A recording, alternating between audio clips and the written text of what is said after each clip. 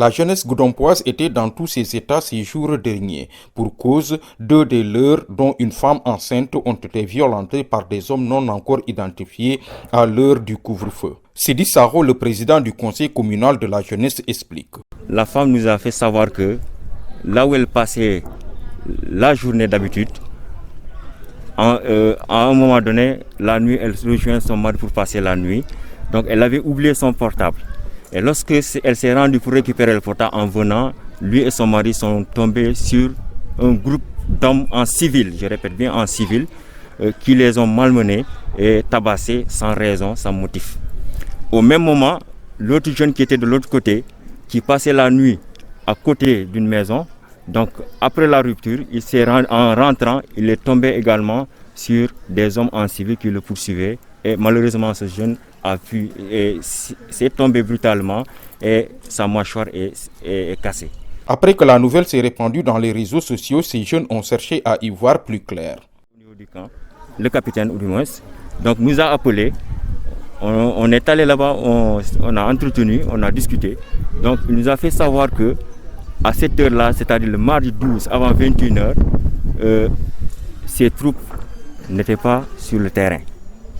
Donc, ce qui signifie que ces hommes-là n'étaient pas ces hommes. Alors, au même moment où on était en rencontre avec le maire, l'information est tombée que l'autre aussi, le chef de la brigade de la gendarmerie, lui aussi, il a nié que ce ne sont pas ces hommes. Étant dans l'impossibilité d'identifier les responsables de ces actes ignobles, la jeunesse goudompoise met en garde. La mesure que nous avons prise, s'il arrive que ici à Goudomp, que des gens en civil s'aventurent à tabasser des gens, là, la riposte ne va pas tarder. On va riposter. Le premier magistrat de la ville, après avoir rencontré la jeunesse, garde la carte de la prudence et prône pour la médiation. Vieux Malan Cissé. On ne sait pas encore véritablement est-ce que c'est qui a tabassé la jeunesse. Parce que les informations que j'ai reçues font état que ceux qui ont tabassé ne sont pas en tenue. Il se pose aujourd'hui le problème de l'identification. Dans le sens de la responsabilité, il faut être prudent. On suppose, ou il est supposé que c'est les forces de l'ordre. J'ai décidé, à l'issue de cette rencontre-là, d'aller vers eux pour échanger, pour discuter, pour sensibiliser davantage.